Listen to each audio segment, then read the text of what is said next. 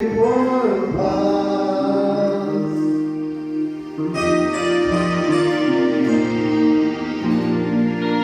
Amigos que sofrem, sua necessidade atende hoje. Não deixe o soldado ferido morrer.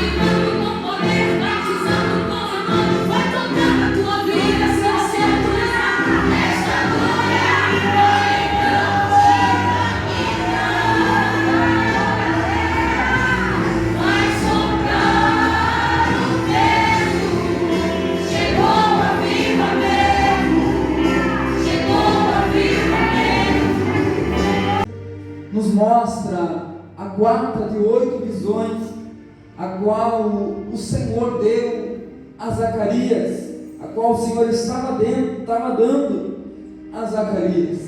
Nós vimos que as visões anteriores desse livro, a Bíblia nos diz que previram que Deus estava a ponto de derrubar o descanso do povo das nações.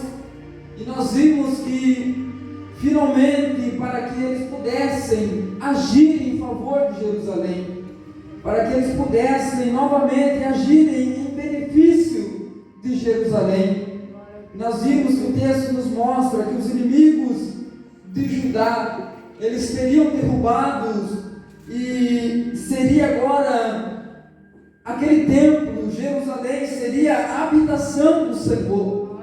E nós vimos que isso é profecia, isso é promessa do Senhor.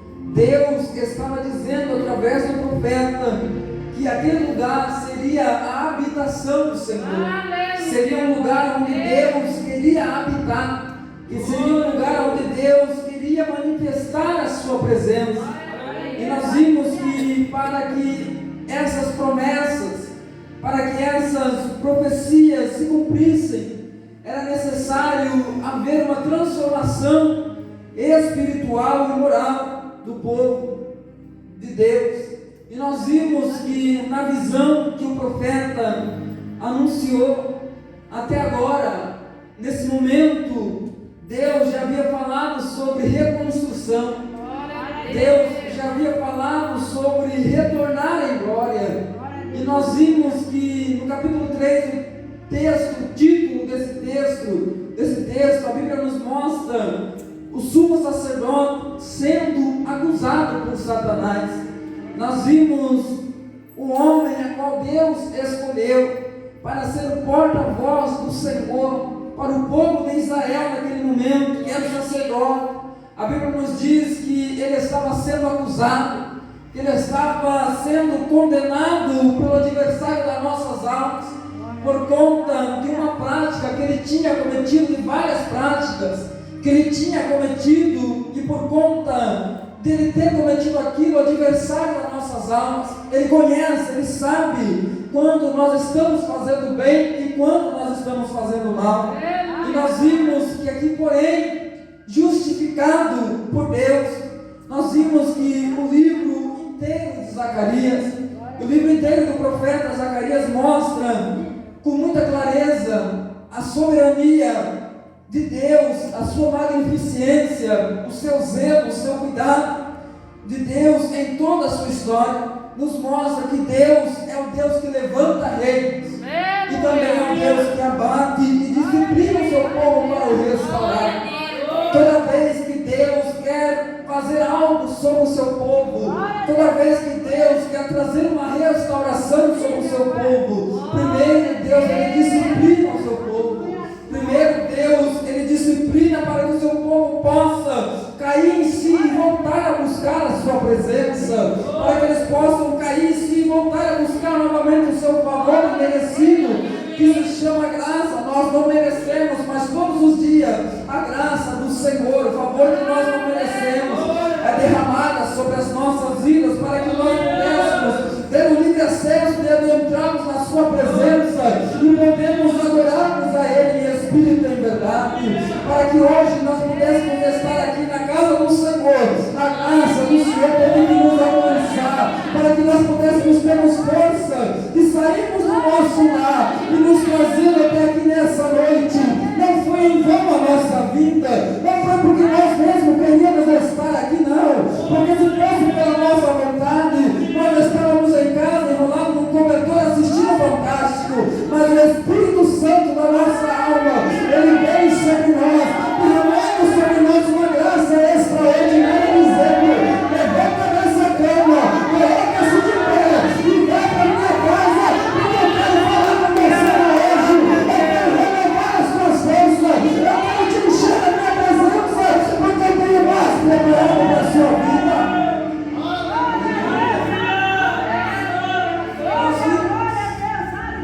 E essa palavra a qual nós temos, se nós analisarmos de toda a Bíblia, percebemos que Deus sempre está disposto a agir. Desde o primeiro livro do Gênesis até o último livro, que é o Apocalipse, se nós analisarmos em decorrer de toda a história da Bíblia, Deus ele sempre está disposto em agir no meio do seu povo.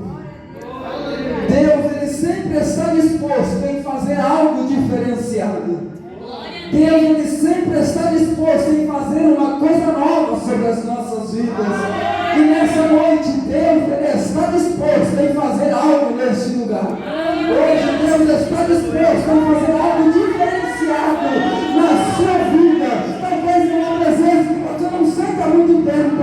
Talvez hoje Deus está disposto a agir na sua vida como você nunca sentiu uma dimensão espiritual. Deus ele sempre está disposto para agir em ele em seu favor. Mas por que Deus ele sempre está disposto? Porque ele não muda. Ele é um Deus imutável. No livro de Malaquias, no capítulo 3, no versículo 6, diz que eu não mudo. Eu, o Senhor, não mudo e nunca mudarei. O Deus que você serve, ele não muda. O mesmo Deus que operava no passado é o mesmo Deus que opera hoje no presente e é o mesmo Deus que operará amanhã, que é o futuro. Antes dele foi ele, depois dele será ele novamente, porque antes dele foi ele. Antes dele já era ele, depois dele é ele de novo. Porque ele não divide a sua glória com ninguém. Ele não muda.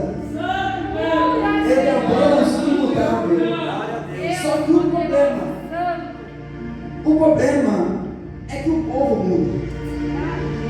O problema é que nós mudamos os nossos posicionamentos.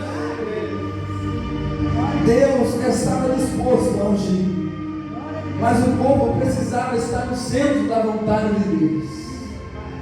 E muitas das vezes estar no centro da vontade de Deus é difícil, é dolorido. Estar no centro da vontade de Deus muitas das vezes requer de nós muitas renúncias.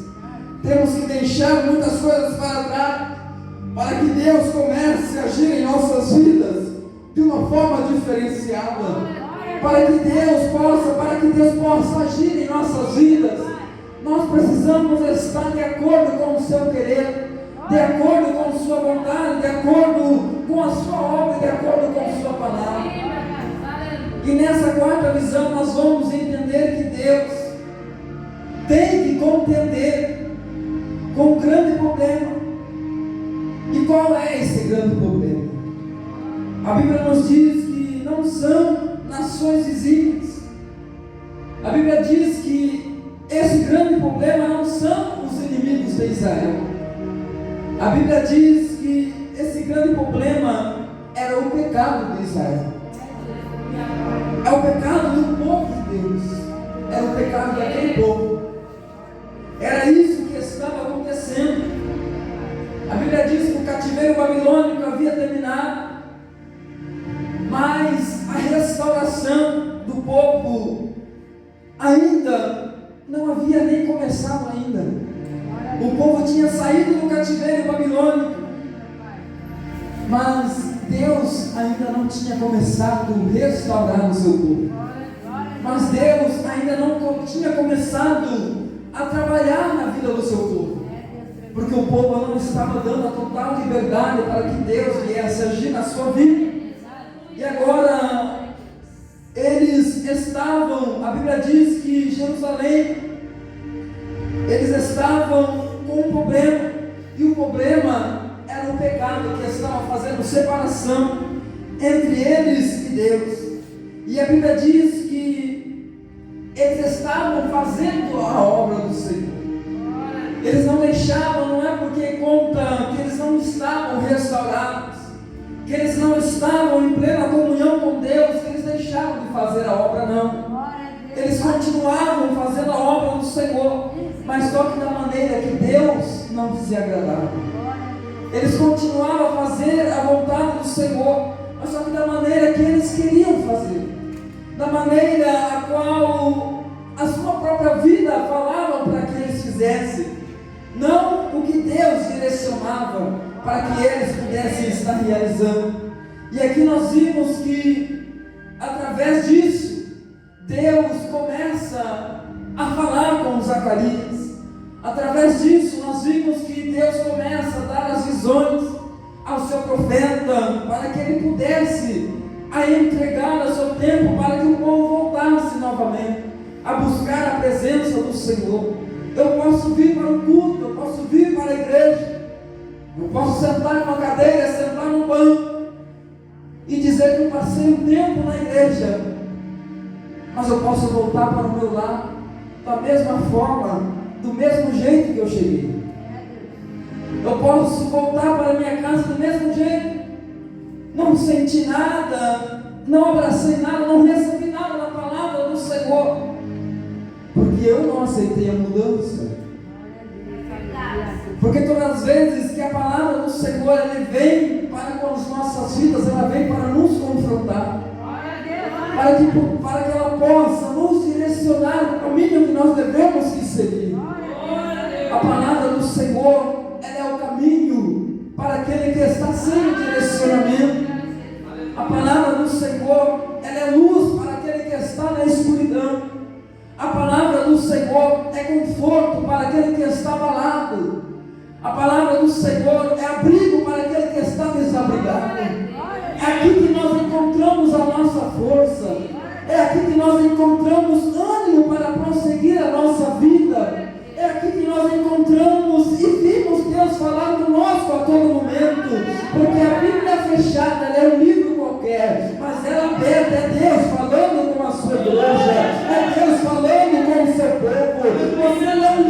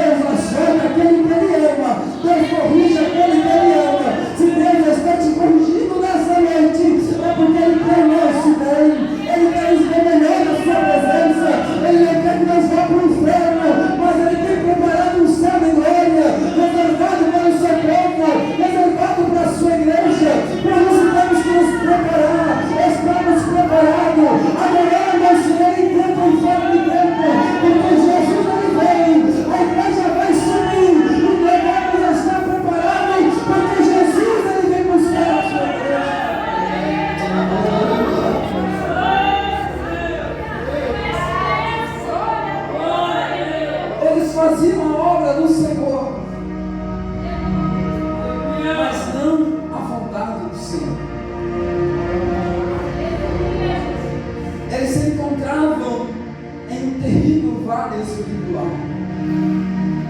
Quantas pessoas nos dizem que nós estamos vivendo, não estão vivenciando um vale espiritual.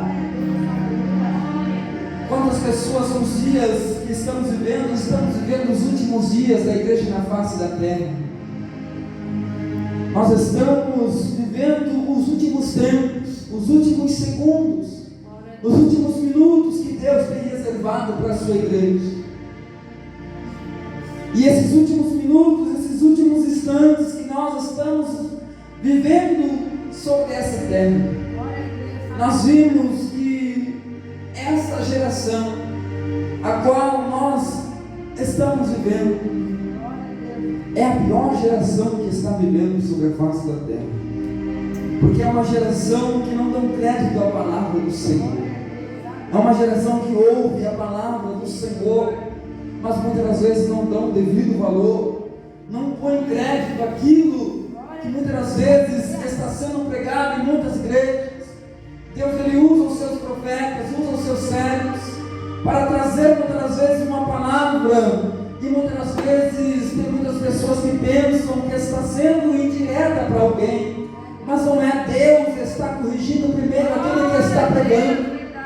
Primeiro Deus corrige a mim que estou pregando aqui nessa noite, depois Deus corrige a sua igreja, porque a Bíblia diz que aquele que Ele açoita porque Ele ama.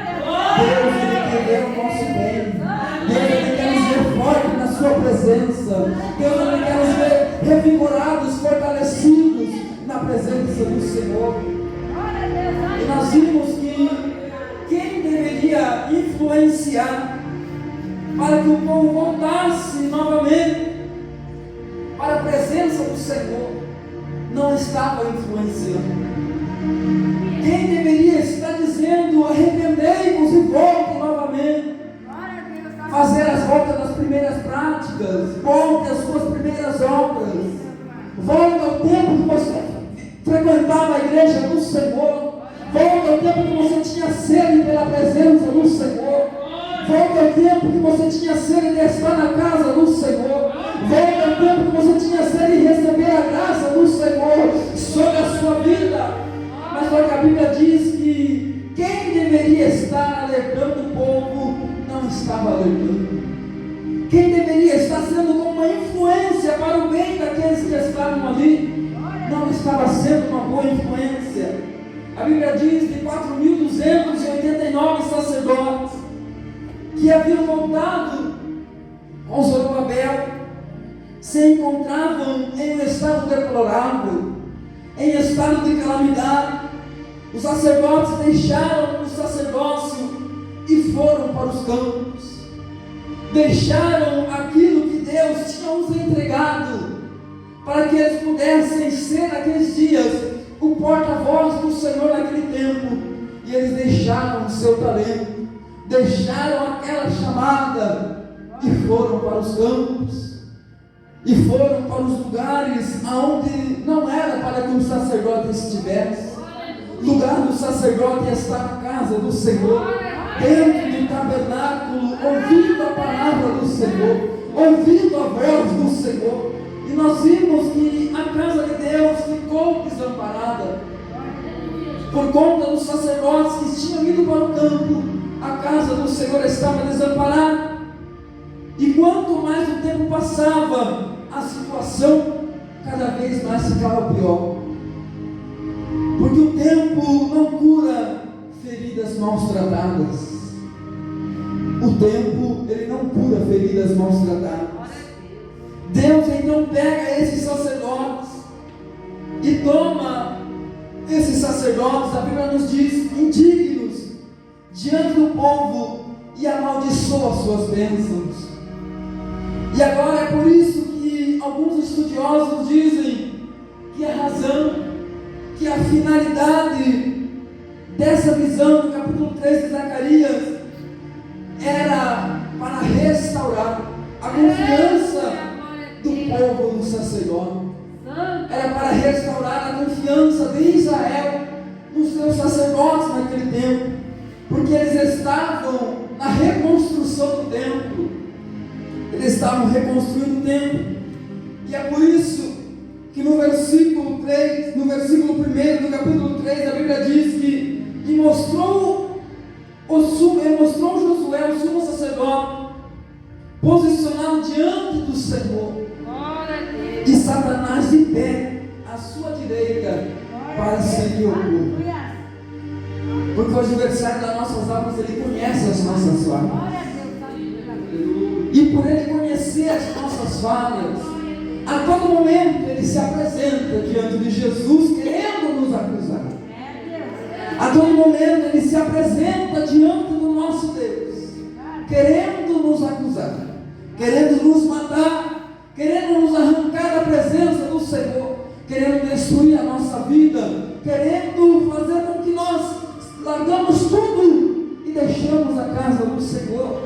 E nós vimos que, perceba que o texto, ele começa mostrando aqui alguns personagens. Dentre eles, dois desse tribunal são muitos mencionados. Ele mostra o advogado de acusação e o acusado. Vamos ver quem é o acusado. Josué, o sacerdote de Deus, o sacerdote da época. Ele estava sendo acusado. O sumo sacerdote, a Bíblia diz que ele estava diante do Senhor. A Bíblia diz que ele estava diante do anjo, mas em outras traduções diz que ele estava diante do próprio Deus, o sumo sacerdote. E ele está representando não só ele,